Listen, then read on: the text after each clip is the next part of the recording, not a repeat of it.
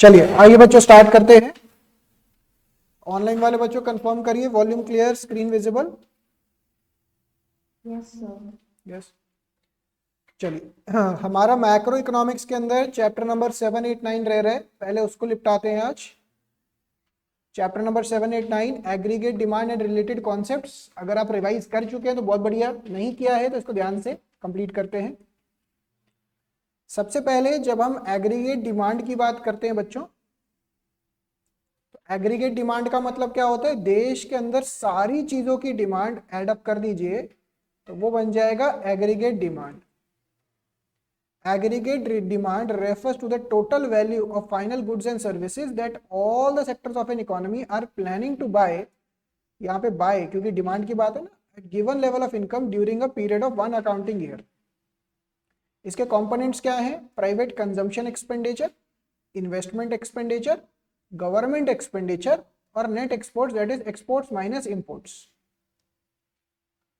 अब इसके अंदर से हमने क्या अज्यूम करना होता है बच्चों कि in the context of two sector model. क्यों? क्योंकि आपके लेवल पे यही अज्यूम किया जाता है कि दो ही सेक्टर्स हैं, गवर्नमेंट और रेस्ट ऑफ द वर्ल्ड नहीं है। ये मैंने आपको नेशनल इनकम के टाइम पे भी अजम्पशन बताया था। एडी क्या है? Ultimately is the total of the all the demand of consumption and demand for investment, that is AD is equal to C plus I. अगर इसका ग्राफ, यहाँ पे ग्राफ तो नहीं बना हुआ दिख रहा, ये रहा, इसके इंपॉर्टेंट पॉइंट्स मैं भी लिखवाता हूँ। दूसरी तरफ होता है एग्रीगेट सप्लाई। एग्रीगेट सप्लाई क्या बताए? ये सप्लाई साइड बताता है, बेसिकली डिमांड बताता है समेशन ऑफ एक्सपेंडिचर्स, और सप्लाई साइड बताता है summation of incomes. refers to the money value of final goods and services that all the producers are willing to supply in an economy। अब इसके अंदर एक होता है कंजम्पशन फंक्शन। कंजम्पशन फंक्शन का मतलब क्या हो गया? Refers to the functional relationship between consumption and national income, C is equal to function of income. ये वाला फॉर्मूला आपको याद करना है, C is equal to C bar plus B Y, C is equal to C bar plus B Y, जहां पे सी बार क्या है? Autonomous consumption. इतना कंजम्पशन होगा ही होगा चाहे इनकम लेवल जीरो क्यों ना हो। बी का मतलब क्या हो गया? Marginal propensity to consume which is change in consumption divided by change in income. और वाई का मतलब हो गया इनकम, नेशनल इनकम। तो बेसिकली अगर मैं इसको और इलेबोरेट करूं ना, तो C bar represents autonomous consumption और B Y represents induced consumption. Induced consumption का मतलब क्या हुआ? जैसे जैसे इनकम बढ़ेगा वैसे वैसे कंजम्पशन भी बढ़ेगा। अब ये वाला ना चार्ट देखिएगा या डायग्राम देखिएगा, इसके अंदर काफी सारे इंपॉर्टेंट पॉइंट्स हैं जो मैं आपको इसके साइड पे लिखवाता हूं, आप साथ साथ में कॉपी भी कर लीजिएगा। एक एक करके पहले ऑब्जर्व करते हैं, लिखना चाहें तो साथ साथ में लिख भी सकते हैं। जैसे यहाँ पे देखिए, सबसे पहले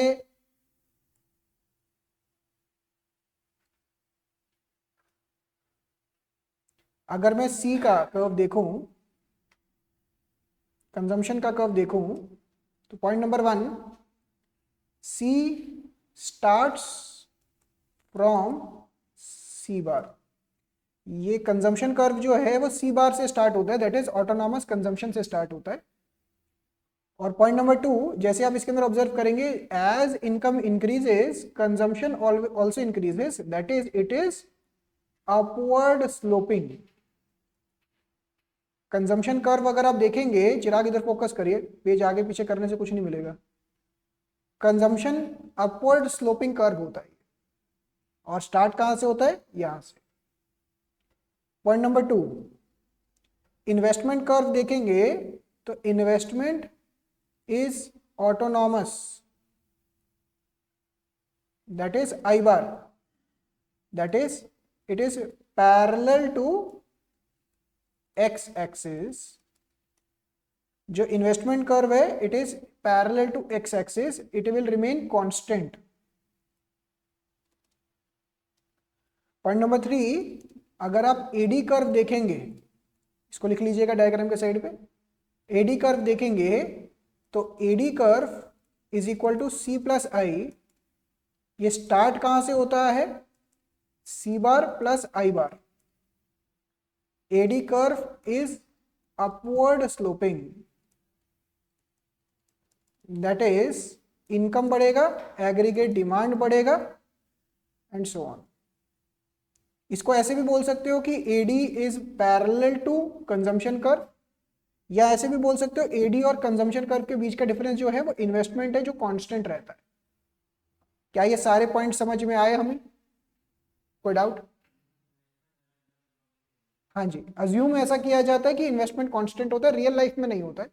आपके लेवल पे अजम्पशन ये जाता है 12th स्टैंडर्ड में कि इन्वेस्टमेंट ऑटोनॉमस रहेगा, इसको इनकम लेवल से कोई फर्क नहीं पड़ेगा, इन्वेस्टमेंट यही रहेगा। कुछ कॉपी करना है तो कर लीजिए, वरना आगे बढ़े।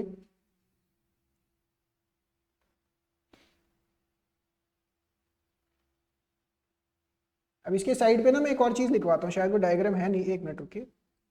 हाँ, डायग्राम यहाँ पे है नहीं, मैं एक और यहाँ पे बनवाता हूँ।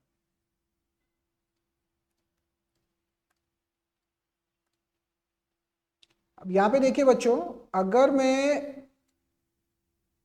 एक सीधी लाइन बनाता हूं जो 45 डिग्री पे है, तो इसको क्या बोलते थे हम? एग्रीगेट सप्लाई या इनकम का कर्व। ये हमेशा कितने डिग्री पे होगा? 45 डिग्री। और यहीं पे अगर मैं कंजम्पशन कर्व भी बना दूं, तो जहां पे तीन केसेस होते हैं यहाँ पे, पहला consumption is more than income, दूसरा consumption is equal to income, और तीसरा consumption is less than income. तो जहां पे ये दोनों बराबर होते हैं उसे बोलते हैं break even point. Break even point नहीं, इक्विलिब्रियम नहीं, इक्विलिब्रियम होता है AD is equal to AS पे। यहाँ पे कंजम्पशन और इनकम की बात चल रही है। यहाँ पे क्या होता है बच्चों, इसे बोलते हैं डिस सेविंग्स और इसे बोलते थे सेविंग्स। तो अगर मैं इसके नीचे पॉइंट्स लिखूं, point number 1, point number 2, point number 3, तो तीन सिनारियो होते हैं। Consumption is more than income, consumption is equal to income, consumption is less than income. लिखते जाइएगा। सेविंग्स यहाँ पे नेगेटिव हो जाती हैं, सेविंग्स यहाँ पे जीरो हो जाती हैं, इसे ही ब्रेक इवन पॉइंट बोलते हैं। और सेविंग्स यहाँ पे पॉजिटिव रहती हैं। इस तरीके से निकल के आता है।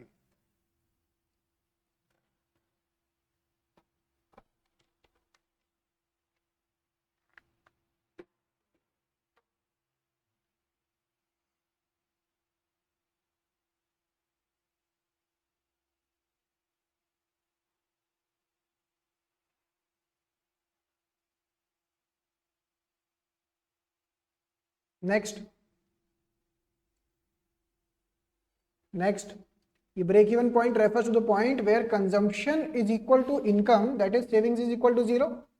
अच्छा, यहाँ पे ना चैप्टर नंबर 7 के अंदर कुछ छोटे छोटे डेफिनेशंस और भी आते थे। Average propensity to consume, marginal propensity to consume, फिर सेविंग्स फंक्शन भी आता था। बच्चों, एवरेज प्रोपेंसिटी टू कंज्यूम क्या बताता था कि एट अ पर्टिकुलर इनकम आपकी कंजम्पशन कितनी है।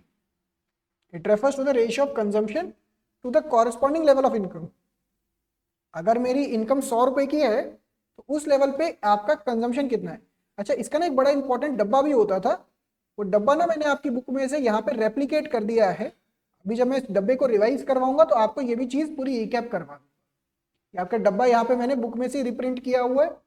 आपको ये अब समझ में भी आना चाहिए और वन वन करके सारे केसेस पिकअप भी होने चाहिए।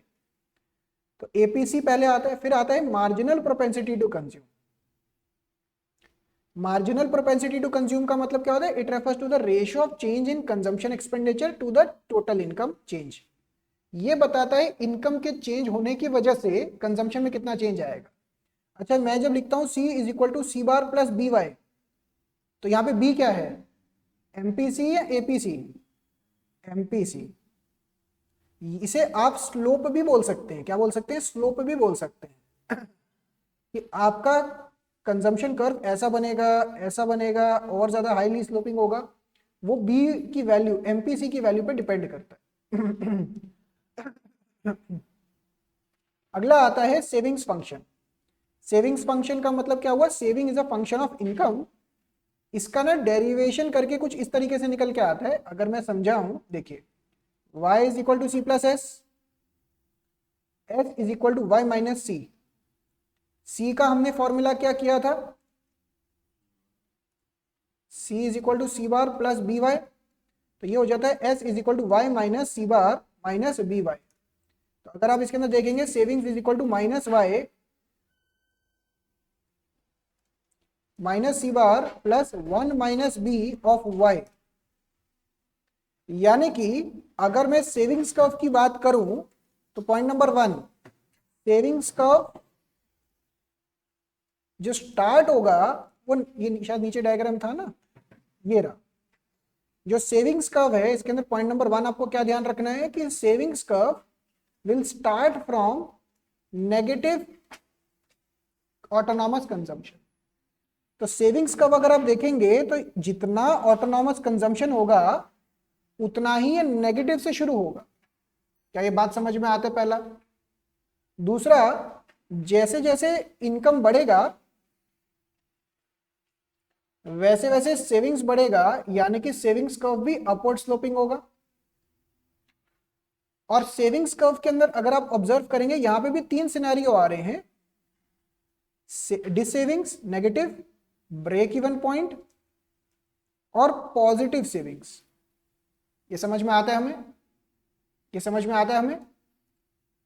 तो इस तरीके से ये सिनेरियोज बनते हैं सेविंग्स कर्व के पॉइंट ऑफ व्यू से। 1 माइनस बी को अल्टीमेटली आप एमपीएस भी बोल सकते हो, मार्जिनल प्रोपेंसिटी टू सेव। अब types of propensity to save, एक आ गया एवरेज प्रोपेंसिटी टू सेव।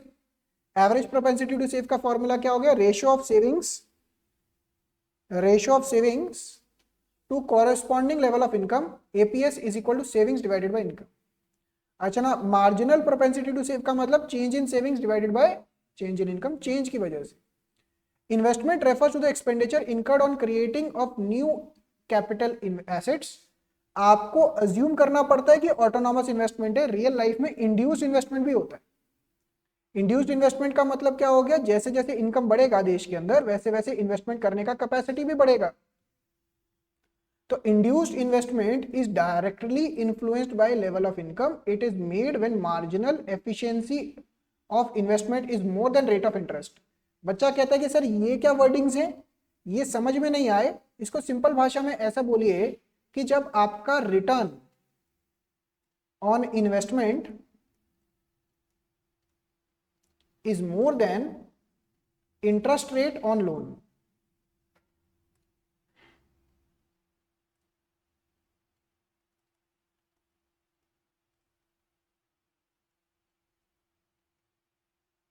ये समझ में आ रहा है? जैसे आपने किसी से लोन लिया 8% पे और आपको इन्वेस्टमेंट करके 12% का रिटर्न मिल रहा है, तो डेफिनेटली उस इकोनॉमी में इन्वेस्टमेंट बढ़ेगा। उसे बोलते हैं इंड्यूस्ड इन्वेस्टमेंट। ये वन लाइनर के हिसाब से है, मेन आपको ऑटोनॉमस इन्वेस्टमेंट ही है सिलेबस में। क्या बात समझ में आता है? अगला आता है हमारे सामने, ये देखिए डायग्राम, ये वाला ना डायग्राम आपको कई बार ऐसे आ जाता है कि डिराइव करिए सेविंग्स कर्व या savings function from consumption function, ऐसे करके ना क्वेश्चन आ जाता है कई बारी। तो आपको बेसिकली इसके अंदर क्या पॉइंट्स लिखने होते हैं? 3 पॉइंट्स करके लिखने होते हैं। पॉइंट नंबर 1, जहां पे कंजम्पशन कर्व वाई एक्सिस को इंटरसेक्ट कर रहा होगा सी बार बोलेंगे उसे। जितना यहां पे सी बार होगा उतना ही यहां पे नेगेटिव सेविंग्स होगा, मतलब सेविंग्स उतना नेगेटिव से शुरू होगा। क्या ये समझ में आता है? तो पॉइंट नंबर 1 आप ये बताएंगे।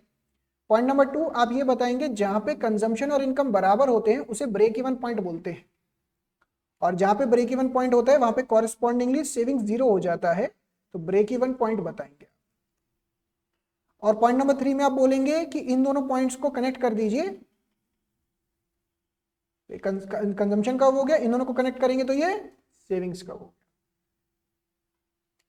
कनेक्ट करिए दोनों पॉइंट्स को।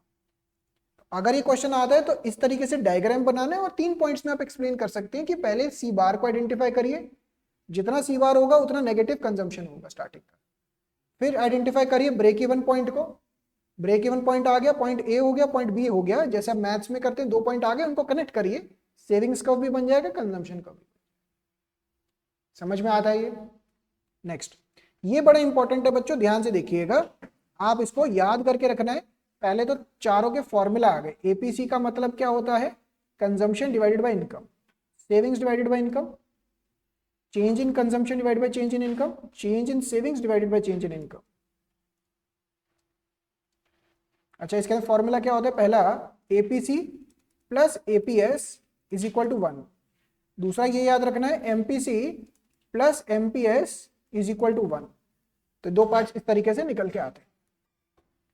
अब आपको कैसे याद रखना है बच्चों, देखिए नेगेटिव 0 1 मोर देन 1। अच्छा इसके अंदर ना एक और कैटेगरी वैसे हो सकता था, more than 1, more than 0, less than 1। एक बीच में ये कैटेगरी और ऐड हो सकता था, बट उसके अंदर क्या है कि चारों के अंदर वो हो ही सकता है, पॉसिबल है। तो वो कॉमन टॉपिक था, वो इग्नोर कर दिया, ठीक है ना। अच्छा अब इसके अंदर याद करने का तरीका क्या है, क्या एपीसी नेगेटिव हो सकता है, नहीं। क्या 0 हो सकता है, नहीं। क्या 1 हो सकता है, यस। क्या मोर देन 1 हो सकता है, यस। क्या एपीएस मोर देन 1 0 नेगेटिव हो सकता है, यस। 0 हो सकता है, यस। क्या इक्वल टू 1, नो नो। तो no no yes yes yes yes no no. But वो ये ध्यान रखना है कि किस चीज की बात कर रहे हैं। जैसे ये नेगेटिव क्यों नहीं हो सकता, ऑटोनॉमस कंजम्पशन की वजह से। ये 0 क्यों नहीं हो सकता, ऑटोनॉमस कंजम्पशन की वजह से। ये 1 क्यों हो, और यही सिमिलर रीजंस यहां पे भी गिवन है, सेम रीजन यहां पे भी गिवन है, ऑटोनॉमस कंजम्पशन, ऑटोनॉमस कंजम्पशन। अच्छा ये 1 या मोर देन 1 हो सकता है, यस। इसका रीजन क्या है, before break even point, at break even point. इसका भी यही रीजन है, before break even point, at break even point.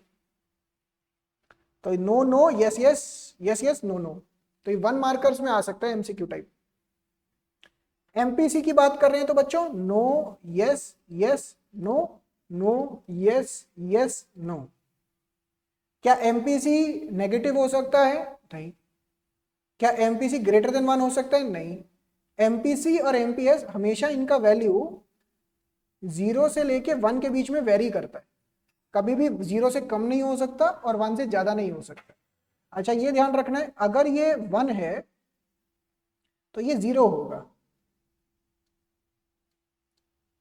अगर ये 0 है तो ये 1 होगा। क्या ये समझ में आई बच्चों बात। अगर ये 1 है, एमपीसी इज इक्वल टू 1 है, तो MPC plus MPS is equal to 1।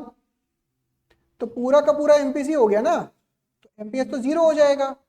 तो मैंने ये बोला कि अगर एमपीसी 1 है तो एमपीएस 0 होगा, और अगर ये 0 है तो ये 1 होगा। तो इस तरीके से रिलेशनशिप यहां पे आ जाता है, येलो येलो ग्रीन ग्रीन। क्या एक कॉम्बिनेशन समझ में आता है हमें। इसके फुल फॉर्म्स यहां पे लिखे हुए हैं। अच्छा ये ना 1 लाइनर्स भी लिखे हुए हैं, x एंटे savings, x एंटे investment, x post, x post. X एंटे का मतलब प्लान्ड, एक्स एंटे का मतलब प्लान्ड, एक्स पोस्ट का मतलब एक्चुअल। फुल एम्प्लॉयमेंट का मतलब क्या होता है, इसका एक डेफिनेशन छोटा सा याद रखिएगा। एक इनवॉलेंट्री अनएम्प्लॉयमेंट का मतलब क्या होता है, आइए फटाफट से इसको भी समझ लेते हैं। फुल एम्प्लॉयमेंट का मतलब क्या है कि देश में जितने लोग काम करना चाह रहे हैं सबके पास रोजगार है। refers to a situation in which all those people who are willing and able to work at the existing wage rate get work without any undue difficulty. Involuntary unemployment का मतलब क्या है, refers to a situation in which all those people who are willing and able to work at existing wage rate do not get work. काम करना चाहते हैं, काम मिल नहीं रहा है, इसे ही बेरोजगारी बोलते हैं। यहाँ पे कुछ इसके सिनोनिम्स लिखे हुए हैं, इसको करने के बाद आपका चैप्टर नंबर 7 कंप्लीट हो जाता है। क्या है चैप्टर नंबर 7 समझ में आया, रिकैप हुआ हमारा। आइए चैप्टर नंबर 8 करते हैं। ऑनलाइन वाले बच्चों को doubts? No sir, no sir. आइए अब चैप्टर नंबर 8 के अंदर ना दो कॉन्सेप्ट्स हैं जो बहुत इंपॉर्टेंट है। मोबाइल रख दो। दो कॉन्सेप्ट्स हैं बहुत इंपॉर्टेंट, एक इक्विलिब्रियम का कॉन्सेप्ट और एक इन्वेस्टमेंट मल्टीप्लायर का कॉन्सेप्ट। इस चैप्टर में से आपका न्यूमेरिकल आने के चांस भी बन सकते हैं, तो उसी हिसाब से इसकी तैयारी करके जाइएगा। सबसे पहले जब हम इसके अंदर बात करते हैं इक्विलिब्रियम की, इक्विलिब्रियम डिटरमाइन करने के दो अप्रोच हैं। एक एडीएएस अप्रोच जहां पे एडीएएस के बराबर होगा, और दूसरा अप्रोच है सेविंग्स इन्वेस्टमेंट अप्रोच जहां पे सेविंग्स इन्वेस्टमेंट के बराबर होगा। पेपर में अगर इक्विलिब्रियम एक्सप्लेन करने के लिए आता है तो ये देखिए उसका डायग्राम, इसको ध्यान से समझिएगा। यहां पे आपको 3 सिनेरियो दिख रहे होंगे। पहला, AD is more than AS, AD is equal to AS, AD is less than AS। दिख रहे हैं पहले 3 केसेस। जहां पे AD AS के बराबर है उसे क्या बोलते हैं? इक्विलिब्रियम। अब ये समझिए, चाहे economy AD is more than AS हो, चाहे AD is less than AS हो, इन दोनों को ही हम क्या बोलेंगे? Disequilibrium. और जब भी इकोनॉमी डिस इक्विलिब्रियम में होगी तो ऑटोमेटिक एडजस्टमेंट होगा। कुछ याद आ रहा है? ऑटोमेटिक एडजस्टमेंट होगा। और एडजस्टमेंट इस तरीके से होगा कि वापस इकोनॉमी कहां पहुंच जाए? इक्विलिब्रियम के ऊपर। समझ में आ रहा है? अब ये ऑटोमेटिक एडजस्टमेंट क्या होता है, इसके वर्डिंग्स के लिए ना एक वर्डिंग मैंने यहां पे दे रखी है, दोनों नहीं मैंने लिखे हो क्योंकि बुक में काफी डिटेल में है। जैसे अगर मैं रिकैप कराऊं, when AD is more than AS, यानी कि हम कौन से सिनेरियो की बात कर रहे हैं? ये वाले सिनेरियो की। जब आपकी इकोनॉमी में डिमांड ज्यादा है बट सप्लाई कम है, तो आप इसको पेपर में कैसे एक्सप्लेन करके आएंगे? पॉइंट नंबर 1 आप यही एक्सप्लेन करेंगे कि AD लाइज अबव AS, यानी कि इकोनॉमी के अंदर डिमांड ज्यादा है, सप्लाई कम है। इसके बाद आप एक्सप्लेन करेंगे इसकी वजह से होगा क्या, कि जो इकोनॉमी की इन्वेंट्री है, इकोनॉमी कह लीजिए, प्रोड्यूसर कह लीजिए, जितना आपने इन्वेंट्री प्लान कर रखा था वो इन्वेंट्री फॉल होने लग जाएगा, गिरना शुरू हो जाएगा, इन्वेंट्री कम होना शुरू हो जाएगा। और उस इन्वेंट्री को या आउटपुट को बढ़ाने के लिए, क्योंकि हमें इकोनॉमी इसके पास लेके जानी है ना, वो आउटपुट को या एम्प्लॉयमेंट को या GDP को बढ़ाने के लिए अल्टीमेटली क्या होगा? ज्यादा प्रोडक्शन की जाएगी, आउटपुट बढ़ाया जाएगा, प्रोडक्शन बढ़ाया जाएगा, एम्प्लॉयमेंट बढ़ाया जाएगा। और पॉइंट नंबर 5 ये तब तक किया जाएगा जब तक आप वापस इक्विलिब्रियम में ना आ जाए। ये समझ में आ रहा है? अब इसी चीज को मैंने आपकी बुक में से पैराग्राफ पूरा का पूरा कॉपी मार दिया है, पढ़ के देखते हैं। When planned spending is more than planned output, then C+I curve lies above the 45 degree line. क्या कहना चाह रहे हैं? Demand curve aggregate supply curve के ऊपर है। This means consumers and firm together would buying more goods than the firms are producing. Demand ज्यादा है, as a result the planned inventory would fall below the desired level. आपकी inventory गिरना शुरू हो जाएगी। To bring the inventory back to the desired levels, firms would resort to increasing production. तो firms को production बढ़ाना पड़ेगा। It will increase the employment and output level, which in turn will raise the income level. This process will continue until the economy is back at output level of OY, where aggregate demand and is equal to aggregate supply and then no further change is required. क्या ये points गए दिमाग में हमारे सारे? अगर paper में आ जाता है when AS is more than AD, तो इसका उल्टा लिखना है बस। तो मैंने एक साइड का पूरा कॉपी पेस्ट मार दिया बुक में से ताकि आपको याद रहे। अगला कर्व देखिए, aggregate supply and income approach. अब यहां पे ऑब्जर्व करिएगा, ये रहा सेविंग्स कर्व और ये रहा investment curve. Ultimately AD is equal to AS चाहिए, C+I is equal to C+S चाहिए, तो ये कैंसिल आउट हो गया। तो investment is equal to savings चाहिए। Investment is equal to savings यहां पे हो रहा है। तो इन्वेस्टमेंट रिप्रेजेंट कर रहा है एग्रीगेट डिमांड को और सेविंग्स रिप्रेजेंट कर रहा है एग्रीगेट सप्लाई को। इसके अंदर भी आप ऑब्जर्व करेंगे तो 3 सिनेरियो दिख रहे हैं हमें। पहला इक्विलिब्रियम, यहाँ पे investment is more then savings, यहाँ पे investment is less then savings. क्या समझ में आती है बात? इसका एक्सप्लेनेशन भी बहुत सिमिलर है एज कंपेयर टू जो आपने एग्रीगेट डिमांड एग्रीगेट सप्लाई में पढ़ा। काफी सिमिलर एक्सप्लेनेशन। क्या क्लियर होती है बात? अच्छा, full employment, under employment, over employment, ये रीड कर लीजिएगा। इसको मैं चैप्टर 9 जब करवाता हूँ ना, अभी डेफिसिट डिमांड, एक्सेस डिमांड, उसमें कवर कर लेंगे। हाँ, main topic very important paper में आता है मल्टीप्लायर इफेक्ट। अब मल्टीप्लायर के ऊपर ना छोटे 1 मार्कर भी आ सकते हैं, पूरा एक्सप्लेनेशन के लिए भी आ सकते हैं, न्यूमेरिकल भी आ सकते हैं। ये इंपॉर्टेंट कॉन्सेप्ट है, इसको ढंग से करके जाइएगा। अब मल्टीप्लायर इफेक्ट होता क्या है, इसके ना सबसे पहले तो फॉर्मूला याद रखिएगा, K is equal to change in income divide by change in investment, K is equal to 1 divide by 1 minus MPC, K is equal to 1 divided by MPS। Multiplier बताता क्या है कि आपकी इन्वेस्टमेंट के चेंज होने की वजह से इनकम में कितने टाइम्स चेंज आएगा। एग्जाम्पल के तौर पे हमने क्लास में भी ये डाटा लिया था, पेपर में अगर कुछ समझ में ना आ रहा हो तो आप ये याद रखिएगा, एग्जाम्पल के तौर पे ऐसा ले लीजिएगा, that is change in investment is equal to 100 crore रुपए and MPC is equal to 90%, और उस एग्जाम्पल को ध्यान में रखते हुए पूरा क्वेश्चन सॉल्व कर देना, मतलब क्वेश्चन मतलब एक्सप्लेनेशन दे दीजिएगा। अजम्पशन क्या है, एक बंदे का खर्चा किसी और की इनकम बन जाता है। मैं अगर खर्चा कर रहा हूं, मैं चिप्स का पैकेट खरीद रहा हूं, ये चिप्स का पैकेट बेच रहे हैं, तो इनके पास पैसा आ गया ना, वो आप समझ रहे हैं बात को, तो मेरा खर्चा किसी और की इनकम है, इस अजम्पशन पे चलता है। अब अगर मैं यहाँ पे मल्टीप्लायर निकालूं तो मल्टीप्लायर का कैसे हो गया, 1 divide by 1 minus MPC which is equal to 1 divide by 1 minus 0.9 which is equal to 10 times.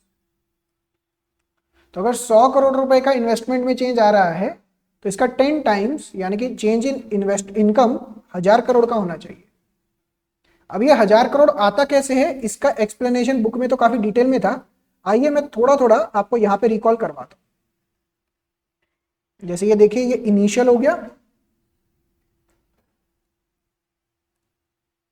ये इनिशियल, ये भी इनिशियल, आपकी इकोनॉमी यहां पे अभी। अब अगर इन्वेस्टमेंट में चेंज आ गया, चेंज इन इन्वेस्टमेंट हो गया, तो आपकी नेशनल इनकम बढ़ जाएगा, और ये जो बढ़ावट है ये इनकम इन्वेस्टमेंट के चेंज से काफी ज्यादा है। अब होता क्या है बच्चों, मान लीजिए एक पर्सन है, इसने 100 करोड़ रुपए इन्वेस्ट किए, प्रॉपर्टी वॉपर्टी खरीदेगा। जैसे बुक के अंदर क्या एग्जांपल गिवन था, फ्लाईओवर का, कि अगर फ्लाईओवर कंस्ट्रक्ट करवा रहे हैं गवर्नमेंट, 100 करोड़ रुपए की एडिशनल इन्वेस्टमेंट आ गई इकोनॉमी में, तो वो 100 करोड़ रुपए किसी और की क्या बन जाएगा, इनकम। वो बंदा क्या करेगा, उस 100 करोड़ रुपए का उड़ाएगा पैसा, कितना परसेंट उड़ाएगा, 90%, और बाकी 10% बचा लेगा। जो 90 करोड़ रुपए उसने उड़ाए वो किसी और की क्या बन जाएगी, इनकम। इस सामने वाला बंदा इसका 90% उड़ाएगा और बाकी 10% सेव हो जाएगा, और यही प्रोसेस तब तक चलता जाएगा जब तक ये दोनों बराबर ना हो जाए, और जब ये बराबर हो रहे होंगे तो ये पता लगेगा 10 गुना हो चुका होगा। नेवर एंडिंग प्रोसेस है ये। क्या समझ में आया? ये प्रोसेस पॉजिटिव के लिए भी काम करता है, नेगेटिव के लिए भी। अगर 100 करोड़ की इन्वेस्टमेंट देश से चले जाएगी तो होगा क्या, अल्टीमेटली रिवर्स इफेक्ट आएगा। तो इसी के साथ ये वाला आपका चैप्टर नंबर 8 भी कंप्लीट होता है एज पर योर बुक। अब हम करने जा रहे हैं चैप्टर नंबर 9। कोई डाउट चैप्टर 8 में? क्लियर है यहां तक? एक्सप्लेन कर दूं ये ग्राफ, ये देखिए,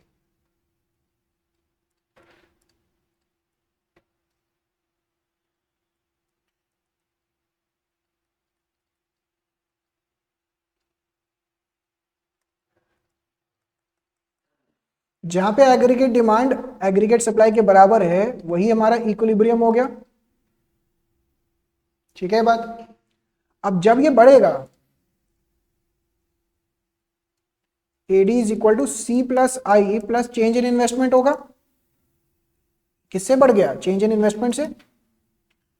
समझ में आ रहा है ये? चेंज इन इन्वेस्टमेंट से बढ़ गया। अब जितने से ये बढ़ा, नया इक्विलिब्रियम यहां आ गया,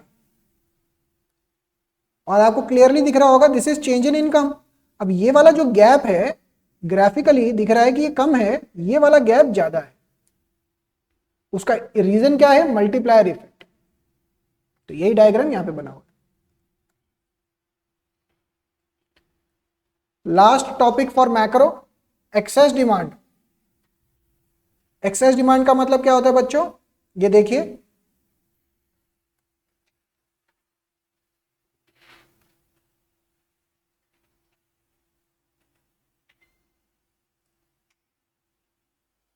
ये देखिए, ये हो गया AD और ये रहा ARS। जहां पे ये बराबर हो रहे हैं उसे बोलते हैं इक्विलिब्रियम। और कौन सा इक्विलिब्रियम? Full employment equilibrium. इस पॉइंट का मतलब क्या है? Full employment equilibrium. अगर यहां पे सिर्फ इक्विलिब्रियम लिखा होता तो एक्सेस डिमांड डेफिसिट डिमांड की बात नहीं हो रही, बट अगर यहाँ पे फुल एम्प्लॉयमेंट मतलब आपके देश के जितने रिसोर्स हैं अगर वो ढंग से काम करें, रिसोर्स का यहाँ पे मतलब लेबर, अगर पूरा काम मिल जाए इनको तो आपकी इकोनॉमी मैक्सिमम आउटपुट इतना बना पाएगी। बट देश यहीं पे रुकता नहीं है। मान लीजिए किसी भी रीजन की वजह से एग्रीगेट डिमांड बढ़ गया। एग्रीगेट डिमांड, आप इस टॉपिक में ना पूरी 5 चीजें याद रखनी है आपको। Point number 1 definition, point number 2 diagram, point number 3 reasons, कैसा क्यों हो रहा है, point number 4 effect, point number 5 इसका करेक्शन कैसे आएगा। समझ रहे? तो डेफिनेशन अभी 2 मिनट में दिखाता हूं, डायग्राम ये रहा आपके सामने, रीजन कि ऐसा क्यों होता है एग्रीगेट डिमांड बढ़ जाए। मुझे बताओ एग्रीगेट डिमांड का मतलब क्या था, C plus I plus G plus X minus M. Aggregate demand तब बढ़ेगा ना, यहां तो ये बढ़ जाए या ये बढ़ जाए या ये बढ़ जाए या ये बढ़ जाए या ये कम हो जाए। तो यही आपके रीजंस हो जाते हैं। अब अगर ये बढ़ गया तो ये देखिए आपका नेशनल इनकम यहां चला जाएगा, बट ये तो फुल लेवल पे था। तो बेसिकली ये जो बढ़ावट आ रही होगी ना, ये महंगाई दिखा रही होगी। जैसे मान लीजिए आप देश के अंदर ये रिमोट बना रहे हैं, 100 रिमोट बना सकते हैं, 100 रिमोट ही बना रहे हैं। इसके बियॉन्ड अगर रिमोट बनाएंगे, रिमोट बन नहीं पाएंगे, इसी की प्राइस बढ़ जाएगी।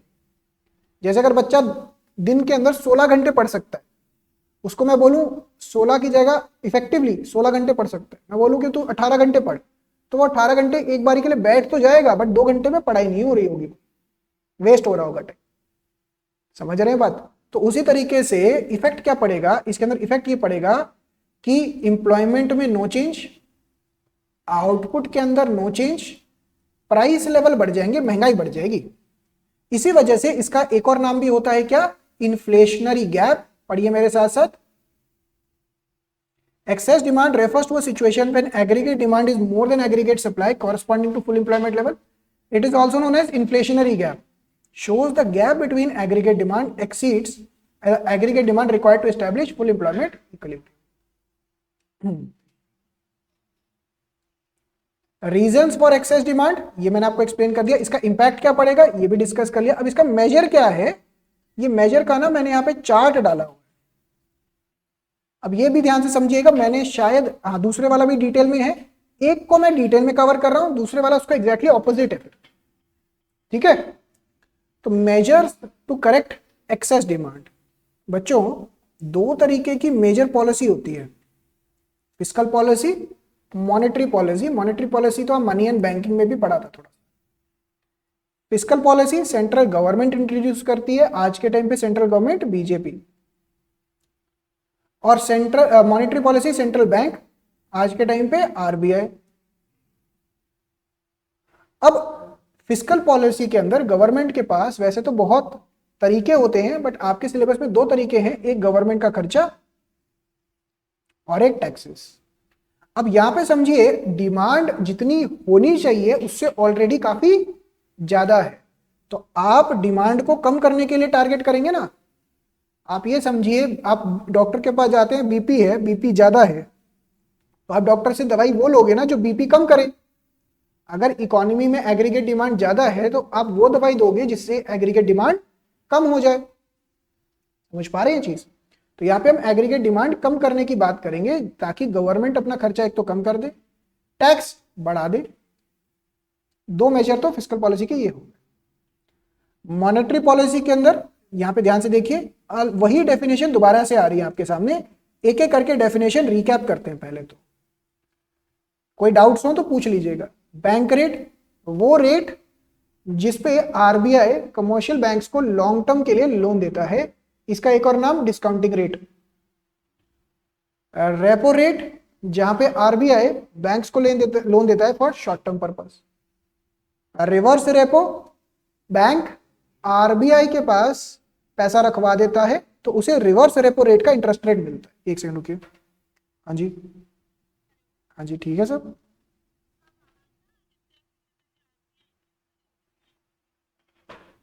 कोई बात नहीं।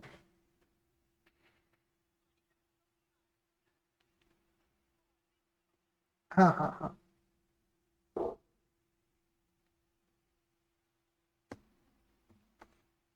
रिवर्स रेपो रेट क्या हो गया कि बैंक ने आरबीआई के पास पैसा रखवाया तो जो आरबीआई इंटरेस्ट पे करेगा वो रिवर्स रेपो रेट हो गया। ओपन मार्केट ऑपरेशन, खरीदना बेचना सिक्योरिटीज, गवर्नमेंट सिक्योरिटीज, और लीगल रिजर्व रेशो या लीगल रिजर्व रिक्वायरमेंट, इसके दो पार्ट्स हो गए बच्चों, सीआरआर एंड सीआरआर वो पार्ट रिजर्व का जो आपको आरबीआई के पास रखवाना है, एसएलआर जो अपने पास रखना। ये तो सारे थी क्वांटिटेटिव। क्वांटिटेटिव का मतलब क्या था बच्चों, ये भी डिस्कस किया था, जो टोटल वॉल्यूम को इफेक्ट करता है। दूसरा होता है क्वालिटेटिव। क्वालिटेटिव का मतलब क्या था, क्वालिटेटिव आपके वॉल्यूम को इफेक्ट नहीं करता, डायरेक्शन को इफेक्ट करता है। ये सब कुछ मैं कहां समझा चुका हूं, मनी एंड बैंकिंग में। इसके अंदर क्या क्या तैयार है, मार्जिन रिक्वायरमेंट, 1 करोड़ की प्रॉपर्टी रखवाई, कितनी वैल्यू ऑफ मार्जिन रख के वो आपको लोन दे रहे हैं। मॉरल सुएजन, समझाना, समझ जाओ। सिलेक्टिव क्रेडिट कंट्रोल, इसे क्रेडिट रैशनिंग भी बोलते हैं, भेदभाव करना कि इसको लोन देना है इसको नहीं देना। अब ये तो सारे थे इसके डेफिनेशंस। अब चल क्या रही है सिचुएशन, सिचुएशन ये चल रही है कि इकोनॉमी में है क्या, एक्सेस डिमांड। अब एक्सेस डिमांड में आरबीआई करेगा क्या, ये सब बढ़ा देगा, ये बढ़ा देगा, ये बढ़ा देगा, ये बढ़ा देगा, ये बढ़ा देगा, और यहां पे सेल करेगा। अल्टीमेटली इकोनॉमी में से पैसा निकालना है, इकोनॉमी को स्लो करना है। ब्लड प्रेशर तेज है तो ब्लड प्रेशर को स्लो करने के लिए तैयारी चल रही है। या ये भी इंक्रीज कर देगा, समझाएगा बैंक को, मॉरल सुएजन मतलब समझाएगा कि बेटा देखो ऐसा है, इकोनॉमी में सिचुएशन खराब चल रही है, ज्यादा लोन मत बांटिए। और selective credit controls, credit rationing जिसे बोलते हैं, भेदभाव करना कि भैया जरूरी जगहों पे लोन दो, जो नॉन जरूरी जगह है उस पे लोन मत दीजिए। तो ये सारे मेजर्स हैं। और इसी का एग्जैक्टली ऑपोजिट बच्चों 5 चीजें याद रखिएगा, दोबारा से बोल रहा हूं। पहला डेफिनेशन, डायग्राम, रीजन, इफेक्ट और करेक्शन कैसे आएगा। तो ये 5 चीजें अगर आप कर लेंगे, जैसे मैंने इसको डिटेल में कवर करवाया, तो आपका पूरा का पूरा कवरेज हो जाएगा। क्या ये हिस्सा गया दिमाग में हमारे, क्लियर है ये चीज? ऑनलाइन वाले बच्चों क्लियर है यहां तक हम? Yes.